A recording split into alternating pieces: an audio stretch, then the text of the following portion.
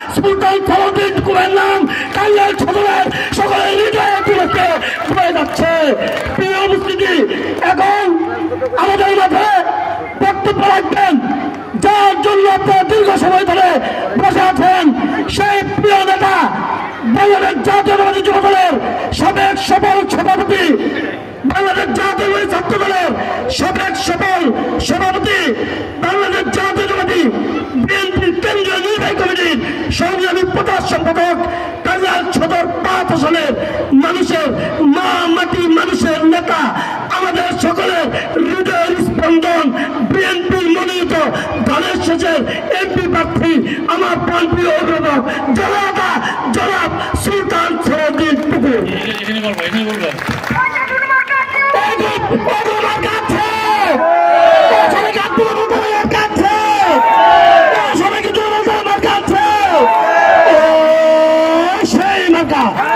সবাই বলি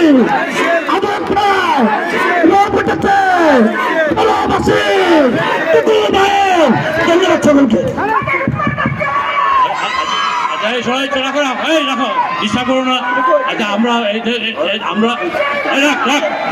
আমরা নারী ক্ষমতায়নের কথা বলি, সবাইকে পরিচয় করে দিলাম। কুমুদিনী কলেজের ভিপি প্রার্থী ছিল আমাদের একসময় দিলারা বেগম মিনা আপা, তার সাথে পরিচয় করে দিচ্ছি আপনাদের। ধন্যবাদ।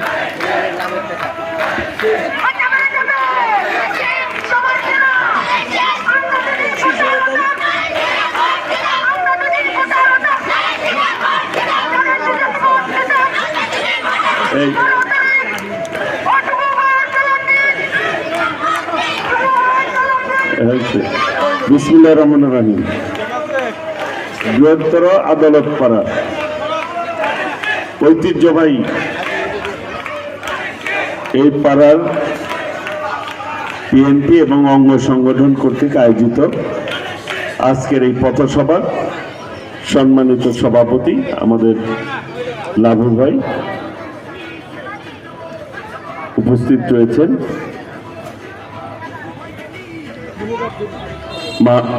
আমাদের জেলা বিএনপি বিপ্লবী সভাপতি হাসানুজ্জামান শাহিন, মাহমুদুল হক শানু সাবেক সদস্য সচিব জেলা বিএনপি, আতর রহমান জিন্না ভাই, কাজী শফিকুর রহমান লিটন, আমাদের খন্দকার রাশেদুল আলম রাশেদ, তরিকুল ইসলাম ঝলক, এজাজুল হক সবুজ, দয়াল ভাই এবং ইমু ভাই, অ্যাডভোকেট লাল মাহমুদ ভাই, সোহাগ যুবদলের আহ্বায়ক উপস্থিত, আমাদের সালাম ভাই, ইঞ্জিনিয়ার সালাম ভাই, ইথেন সালাম আহমদ ইথেন সহ যারা এখানে উপস্থিত রয়েছেন, স্বপন ব্যাটকল,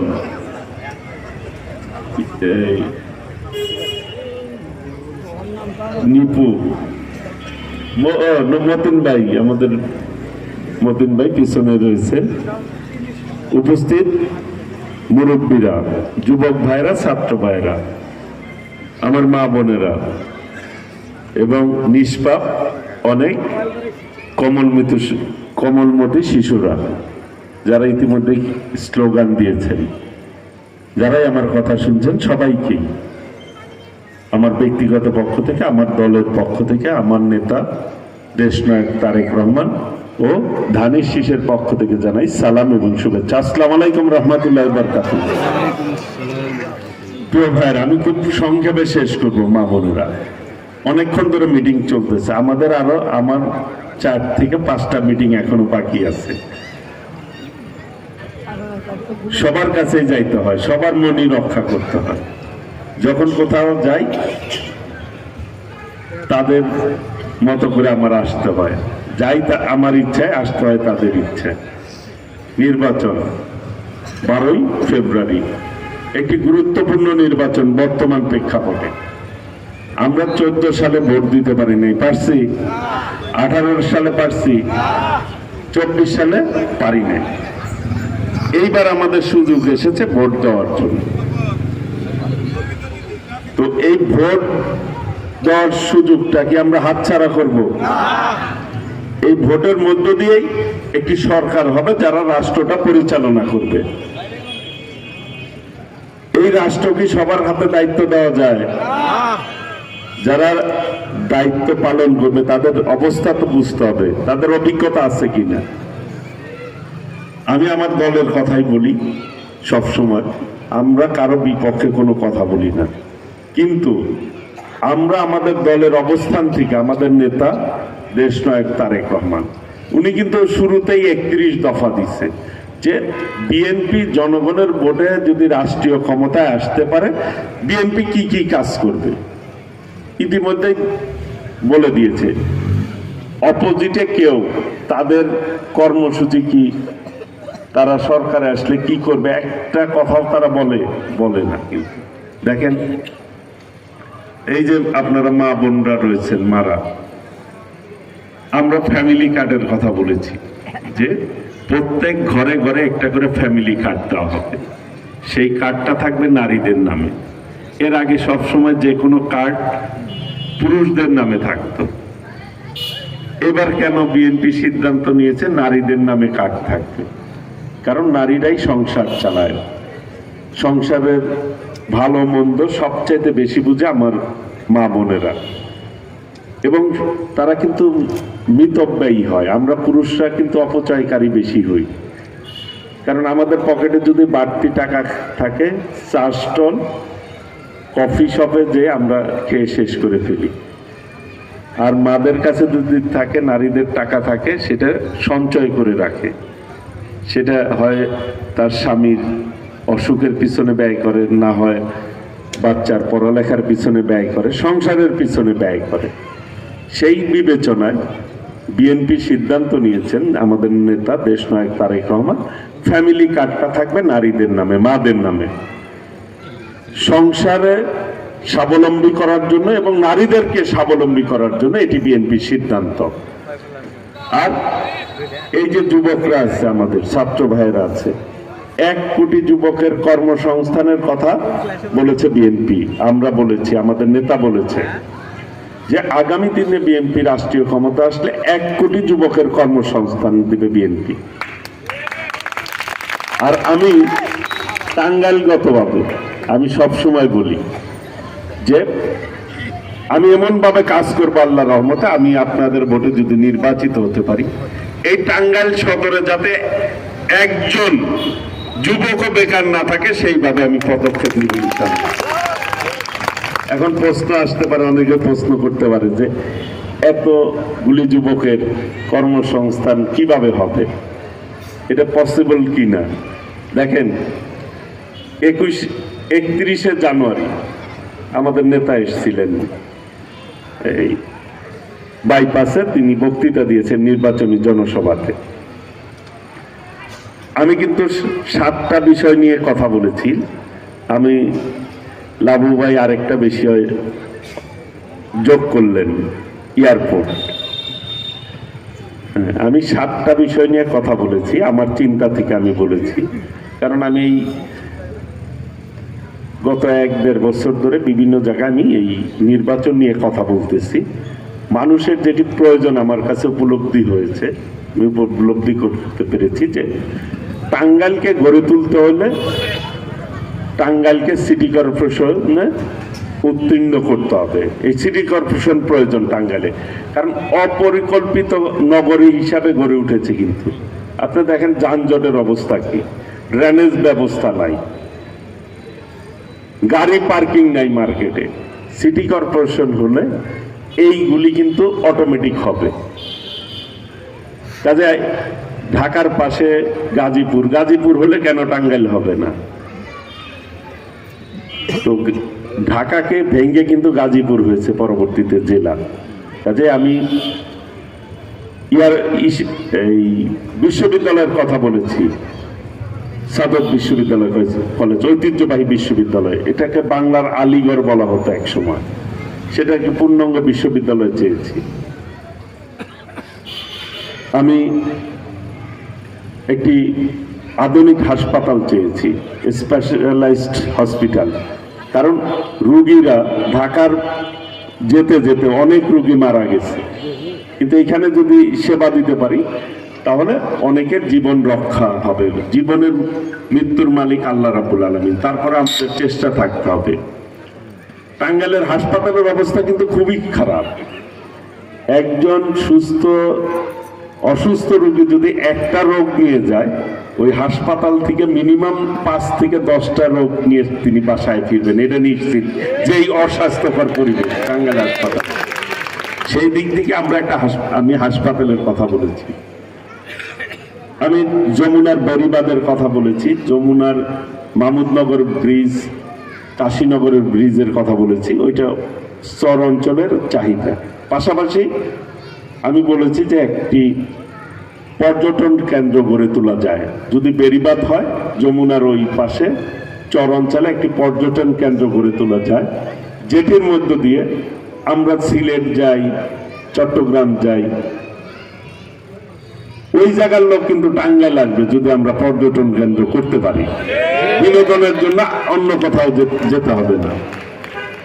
আমি ইকোনমিক্যাল জোনের কথা বলেছি।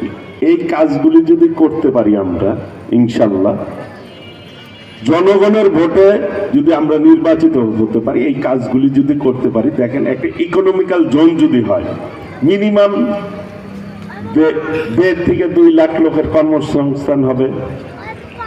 পর্যটন কেন্দ্র সহ, সিটি কর্পোরেশন সহ 1.5 থেকে 2 লাখ লোকের কর্মসংস্থান হবে। এর মধ্যে 1 লাখ লোক তো টাঙ্গাইলের সদরের লোকের হবে নাকি?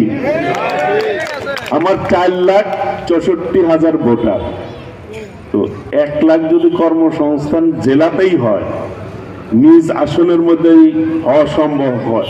এরপরে সরকারি চাকরি আছে, মাল্টিন্যাশনাল কোম্পানিগুলি আছে, বেসরকারি ব্যাংক আছে, বিমা আছে, সব মিলিয়ে চিন্তা করেছি যে আমার যে অ্যাজাম্পশন ক্যালকুলেশন, তাতে আমরা যদি সঠিকভাবে চেষ্টা করি, একজনের যুবকও কর্মহীন থাকবেন ইনশাল্লাহ। আল্লাহ যদি তৌফিক দেয়, আমি যে কয়টা দাবি করেছি, আমার নেতা কিন্তু সেইগুলি অনুমোদন করেছেন। উনি বলেছেন যে এই কাজগুলি আমি করার ব্যবস্থা করবো, আল্লাহ যদি আমাদেরকে জনগণের ভোটে নির্বাচিত করে। ইনশাল্লাহ এই কাজগুলি 1 বছরের মধ্যে আমি করার চেষ্টা করব আল্লাহর রহমতে। দেখেন ওদের এই যে জামাতে ইসলাম নিয়ে অনেকেই কথা বলছে, ওদের নেতাও কিন্তু গতকাল আসছিল। ওরা কিন্তু বাইপাস মোড়ে ওদের জনসভা করতে পারত। আমি কিন্তু যানজটের কারণে শহরটা কিন্তু খুবই কনজাস্টেড। আপনার এই উদ্যানটা যেটা আমাদের, এটা লোকাল মিটিং করা যায়, কিন্তু জাতীয় মিটিং কিন্তু করার মতো প্লেস টাঙ্গাইলে নাই। ওরা কিন্তু ওই জায়গায় করতে পারত। কালকে সারাদিন যানজট চলেছে এই শহরে, রাস্তা বন্ধ করে দিয়ে তারা জনসভাটা করেছে। নির্বাচনের আচরণ বিধিতে আছে যে রাস্তা বন্ধ করা যাবে না। ভিক্টোরিয়া রোডে তারা প্রজেক্টর লাগিয়েছে, এলইডি লাগিয়েছে, ওইখানে লোক দাঁড়িয়ে যানজট তৈরি করেছে। এই শহরটাকে কলাপস করে দিয়েছে গতকাল। একবারও চিন্তা করে নাই যে একটা রোগীও কিন্তু হাসপাতালে যেতে হতে পারে। আমরা কিন্তু এই বিবেচনায় শুধু শহরে আমরা করি নাই আর কি। এরা গতকাল যে বক্তব্য রেখেছে ওদের আমি একবারেও কিন্তু টাঙ্গাইলে কি করবে ওরা নির্বাচিত হলে এই দিকে যাই নাই। অনেক হয়তো বক্তব্য আপনারা শুনেন নাই। আমি যেহেতু নির্বাচনে আছি, ওরা কি বলতেছে সেটা আমি শোনার চেষ্টা করেছি। একবারও কিন্তু টাঙ্গাইল নিয়ে কোনো কথা বলে নাই, কি করবে না করবে, দেশের উন্নয়ন নিয়ে কি করবে। ওদের মূল বক্তব্য হয়েছে, হেডলাইন হয়েছে, দেখেন, সম্ভাব্য নির্বাচনী এজেন্টদেরকে ঘরে ঘরে গিয়ে হুমকির অভিযোগ ডক্টর শফিকুর রহমান, জামাতের আমি। আমরা কি এই টাঙ্গাইলে কারো ঘরে, ওরা তো গুপ্ত অবস্থায় থাকে, প্রকাশ্যে আসে না সহজে, আমরা চিনব কিভাবে ওদের এজেন্টদেরকে বলেন। এবং প্রকাশ্যে কিন্তু ওই শহরে খুব একটা ভোটও চায় না, 2-1টা মিছিল করে গোপনে গোপনে যায় ভোট চায়। মানে এই পত্রিকা হেডিং হয়েছে এটা টাঙ্গাইলে, যে আমরা ওদের এজেন্ট কাকে দিছে, ওদের নেতাদেরকেই আমরা চিনি না, ওরা গুপ্ত অবস্থায় থাকে সব সময়। কত বড় মিথ্যাবাদী এই ভদ্রলোক! 3 দিন আগে আপনার নারীদের নিয়ে যেই বাজে মন্তব্য করেছে তার ফেসবুকে, আমি সেটি মুখ দিয়েও বের করতে চাই না, কারণ কোরআনে কিন্তু সবচাইতে সম্মানিত করা হচ্ছে মাদেরকে, কারণ নারীরা কারো না কারো মা। কাজেই এদের ব্যাপারে আমাদের সতর্ক থাকতে হবে। এদের হাতে কি দেশ দেওয়া যাবে? যারা 71 সালে আমাদের এই দেশটা স্বাধীন হোক চায় নাই, সেই জন্য এদের ব্যাপারে সতর্ক থাকতে হবে। এরা বিভিন্নভাবে নির্বাচনকে বিতর্কিত করতে চায়, যেই জন্য এই ধরনের বিভ্রান্তকর অভিযোগ উপস্থাপন করছে এদানি। আমি অনেকক্ষণ কথা বললাম। এই সংগঠনটি দেখেন, এখানে আপনারা আছেন, গোপনে গোপনে তারা কোরআন শরীফ নিয়ে কিন্তু শহরে ঢুকে না। শহরের লোক যে সচেতন থেকে ওই গ্রামে যায়, ইমোশনালি ব্ল্যাকমেইল করে। তারা একটা কোরআন শরীফ নিয়ে যায়, যে ওইটা ধরে শপথ করায়। আমার অনেক আমাদের মা বোনেরা চর এলাকায় আমাকে বলেছে যে তালিমের কথা বলে, এরপরে শপথ করায়, ভোট চায়, অনেকে উঠে চলে আসে। আচ্ছা, আমি প্রশ্ন করি, এখানে অনেক মুরব্বীরা আছেন, আমি যদি কোরআন শরীফ এইখানে লিটন ভাইয়ের হাতে দিই, আমি জানি লিটন ভাই পাক না পাক অবস্থায় আছে, তাহলে আমি যদি তাকে দেই, তাকে দিয়ে আমি গুনাহ করলাম, তাকে দিয়েও গুনার কাজ করালাম। বিশেষ করে মাদেরকে বা নারীদেরকে যখন দেয়, আল্লাহর নারী একভাবে তৈরি করে সৃষ্টি করেছে, পুরুষদেরকে একভাবে সৃষ্টি করেছে। মাদের বোনদের তো 7 দিন মাসে অসুস্থ থাকেন আপনারা, ওই সময় নাপাক অবস্থায় থাকেন আপনারা, পাক পবিত্র থাকার কোনো নাই, অবস্থা থাকে না। তাহলে আমি জানি যে কোন মাটা অসুস্থ আছে, কোন মাটা অসুস্থ নাই, সুস্থ অবস্থায় পাক পবিত্র আছে। তাদেরকে যখন কোরআনটা দেয়, সে তো না জেনেই দেয়, তাহলে এটা ঠিক? মানে আমিও গুনাহ করলাম, আরেকজনকে দিয়ে গুনার কাজ করালাম। কাজে এই সমস্ত লোক হচ্ছে, যেটা মাওলানা আব্দুল হামিদ খান বাসানী বলেছিলেন, যে নীল নদের পানি যেরকম নীল না, জামাতে ইসলামও ইসলাম না। এরা ধর্মকে ব্যবহার করে, আর আমরা ধর্মকে প্রোটেক্ট করি। যার যার ধর্ম শেষে পালন করবে, আমরা নিরাপত্তা বিধান করব, রাষ্ট্র হিসাবে, দল হিসাবে পাশে থাকব। সকলের সমান নাগরিক অধিকার আমরা খর্ব করব না। বিএনপি কখনোই এই কাজটি করে নাই। দেখেন, প্রত্যেকটা আন্দোলনে দেখেন, ৭১-এর স্বাধীনতা যুদ্ধে শহীদ রাষ্ট্রপতি জিয়াউর রহমান নেতৃত্ব দিয়েছেন। ৭৫-এ একটা বিপ্লব হয়েছে, নেতৃত্ব দিয়েছেন শহীদ রাষ্ট্রপতি জিয়াউর রহমান। ৯০ একটা আন্দোলন হয়েছে, নেতৃত্ব দিয়েছেন দেশনেত্রী বেগম খালেদা জিয়া। ২৪-এর আন্দোলনে নেতৃত্ব দিয়েছেন দেশনায়ক তারেক রহমান। বিএনপি একমাত্র দল বাংলাদেশে যারা উদার গণতান্ত্রিক দল হচ্ছে বিএনপি। বিএনপি কখনোই কারো উপরে কোনো কিছু চাপিয়ে দেয় নাই। কাজেই এই মুহূর্তে রাষ্ট্রকে ব্যালেন্সিং পজিশনে থাকতে হলে বিএনপির বিকল্প কেউ নাই, কিন্তু এবং দেশনায়ক তারেক রহমানের নেতৃত্বের বিকল্প কেউ নাই কিন্তু এই মুহূর্তে। সেই জন্য আমি অনুরোধ করব আপনাদেরকে, আমি দলের একজন প্রার্থী, দানের শীষের প্রার্থী। আমি কি ব্যক্তিগতভাবে প্রার্থী? আমি দলের একজন প্রতিনিধিত্ব করছি। এই ভোটের অধিকার অর্জন করতে গিয়ে আমাদের প্রায় ২,০০০ লোক গুম হয়েছে। এই ভোটের অধিকার প্রতিষ্ঠা করতে গিয়ে আমাদের অসংখ্য নেতা খুন হয়েছে। আমাদের দেশনেত্রী বেগম খালেদা জিয়াকে অন্যায়ভাবে কারাগারে নিয়ে নির্যাতন করা হয়েছে। আমি ব্যক্তিগতভাবে ৫.৫ বছরের অধিক কারাগার ভোগ করেছি। অসংখ্যবার আমাকে রিমান্ডে নিয়ে নির্যাতন করা হয়েছে। আমাদের অসংখ্য নেতা, প্রায় ৬০ লক্ষ নেতা কর্মী বাড়িতে থাকতে পারে নাই, তাদেরকে মামলা দিয়ে হয়রানি করা হয়েছে। কেউ রাস্তায় ঘুমিয়েছে, ফুটপাতে ঘুমিয়েছে, কেউ ধান খেতে, কেউ পাট খেতে, কেউ গাছে ঘুমিয়েছে, কেউ জঙ্গলে ঘুমিয়েছে। এক ব্যক্তি এক জেলা থেকে আরেক জেলায় ভবঘুরে হয়ে ঘুরেছে বিগত 17 বছর। বিএনপি নেতা কর্মীরা একটি ভোটের অধিকার প্রতিষ্ঠার জন্য আমি সারা বাংলাদেশে তারুণ্যের সমাবেশ করেছি এই ভোটের অধিকার প্রতিষ্ঠার জন্য। সেই ভোট হচ্ছে 12ই ফেব্রুয়ারি। এত কষ্টের মধ্য দিয়েই, এত শহীদের রক্তের মধ্য দিয়েই আগামী 12ই ফেব্রুয়ারি ভোট। সেই ভোট আমাদের দলীয় মার্কা হচ্ছে ধানের শীষ, শহীদ রাষ্ট্রপতি জিয়াউর রহমানের মার্কা, দেশনেত্রী বেগম খালেদা জিয়ার মার্কা, দেশ নায়ক তারেক রহমানের মার্কা। এই মুহূর্তে বাংলাদেশের প্রত্যেকটি গণতান্ত্রিক মানুষের মার্কা হচ্ছে, জনগণের মার্কা হচ্ছে ধানের শীষ। প্রিয় ভাইরা, সেই মার্কা আগামী 12 তারিখ। এই দাঁড়াও, আপনারা দয়া করে যার যার জায়গা থেকে প্রত্যেকেই দেশের স্বার্থে, দেশের স্বাধীনতা সার্বভৌমত্ব স্বার্থে আপনারা প্রত্যেকেই যার যার জায়গা থেকে, আমি কিন্তু 4,65,000 ভোটারের কাছে আমার একা যাওয়া সম্ভব না। আমি এই শহরেই আকুট টাকুট পাড়ায় আমার জন্ম, বড় হয়েছি এই শহরে।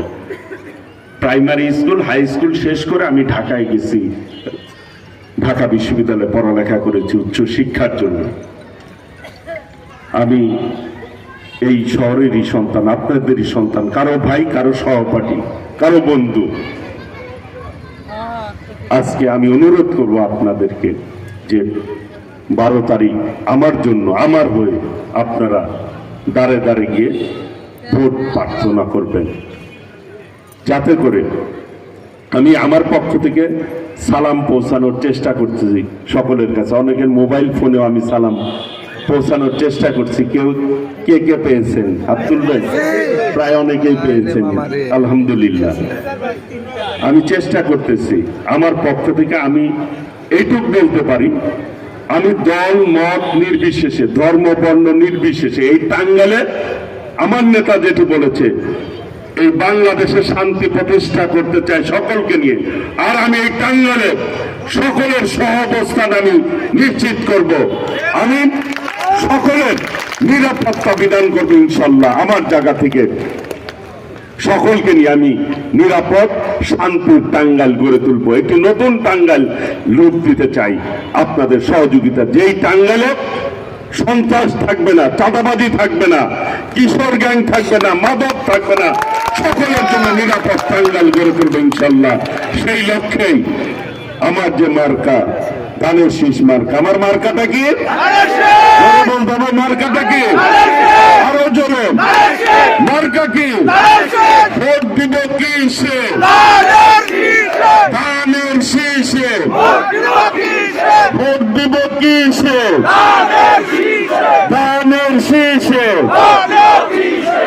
ভোট দিব কিসে? ধানের শীষে। এইবার আমাদের একটা স্লোগান আছে যেটি আমরা সামনে এনেছি।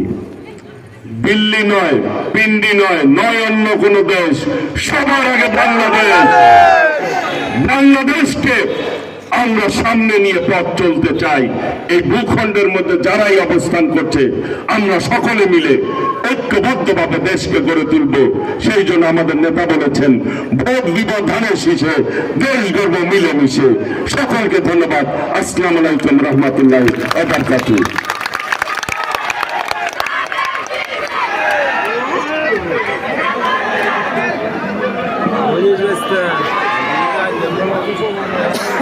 যাবেন গা বর্তমানে আইও বেরিয়ে দেবো, সবাই নেবে দিব বেরিয়ে দেবো।